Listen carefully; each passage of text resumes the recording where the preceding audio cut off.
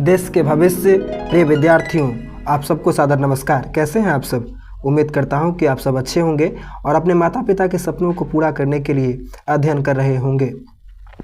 संस्कृत संकाय के मंगलम पाठ से मैं आपके बीच कुछ ऑब्जेक्टिव प्रश्न लेकर के आया हुआ हूं और इसमें हम लोग डिस्कस करेंगे जो मंगलम पाठ से जो महत्वपूर्ण प्रश्न पूछे जाते हैं उनका सटीक उत्तर क्या होगा। स्मरण रहे, यदि आपकी ऑब्जेक्टिव पर यदि पकड़ मजबूत होती है तो परीक्षा में आप अच्छा स्कोर हासिल कर सकते हैं।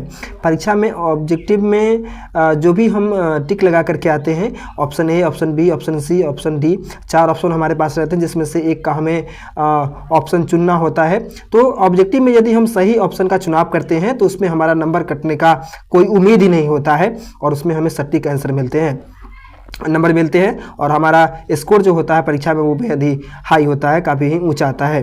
तो समय को न गवाते हुए मैं चलता हूं इस चैप्टर से जो महत्वपूर्ण प्रश्न है उसकी तरफ हम चलते हैं। प्रथम प्रश्न है, जो मंगलम पाठ के रचनाकार कौन है? तो हम लोगों ने अध्ययन किया है जो मंगलम पाठ के रचनाकार कौन है, तो महर्षि वेदव्यास है। तो ऑप्शन नंबर सी क्या हो जाएगा हमारा? तो सी ऑप्शन हमारा करेक्ट होगा। उसके बाद हमारा अगला प्रश्न है, जो मंगलम पाठ में कितने मंत्र संकलित हैं? तो हमें पता है जो मंगलम पाठ में कितने मंत्र संकलित हैं, तो ऑप्शन नंबर सी। तो क्या है, मंगलम पाठ में कितने मंत्र संकलित है? तो मंगलम पाठ में 5 मंत्र संकलित हैं। तो ऑप्शन नंबर सी हमारा क्या हो जाएगा? करेक्ट हो जाएगा। ठीक उसी प्रकार हमारा अगला प्रश्न है, जो अणु से छोटा कण कौन सा है? तो अणु से छोटा कण कौन सा है? तो आत्मा होता है। आत्मा को क्या कहा जाता है? तो अणु से भी छोटा कण माना जाता है। तो ऑप्शन नंबर बी हमारा क्या हो जाएगा? करेक्ट होगा, है ना। उसके बाद चौथा नंबर क्वेश्चन है, जो ब्रह्मा को प्राप्त करने के विषय में किस में बताया गया है? तो हम लोगों ने अध्ययन किया है मंगलम पाठ में जो ब्रह्मा को प्राप्त करने के विषय में बताया गया है मुंडकोपनिषद में। तो मुंडकोपनिषद में, अर्थात ऑप्शन नंबर डी हमारा जो होगा वो क्या होगा? करेक्ट होगा। ठीक इसी प्रकार हम अगले क्वेश्चन की तरफ चलते हैं। अगला क्वेश्चन हमारा है, जो देवलोक का मार्ग किससे प्राप्त होता है? तो स्मरण रहे, जो सत्य का जो मार्ग होता है उससे ही क्या होता है? तो देवलोक का मार्ग हमें प्राप्त होता है। तो ऑप्शन नंबर ए हमारा क्या होगा? तो ऑप्शन नंबर ए हमारा करेक्ट होगा। ठीक उसी प्रकार उपनिषदों की संख्या कितनी है? तो याद रहे, उपनिषदों की संख्या कितनी होती है? तो 108 होती है। ऑब्जेक्टिव को एक बार देख लें और देखने के तुरंत बाद क्या करें, तो उस ऑब्जेक्टिव को सदा के लिए याद रखें, न केवल परीक्षा भर तक बल्कि परीक्षा से आगे भी आप लोगों को स्मरण रहे। उसी प्रकार 7वां प्रश्न हमारे बीच है, जो सत्य का मुख किससे ढका होता है? तो याद रहे, हम लोगों ने अध्ययन किया है मंगलम पाठ में जो सत्य का मुख जो होता है वो हिरण्मयन पात्र से ढका होता है। तो ऑप्शन नंबर डी हमारा क्या होगा? तो ऑप्शन नंबर डी हमारा करेक्ट होगा।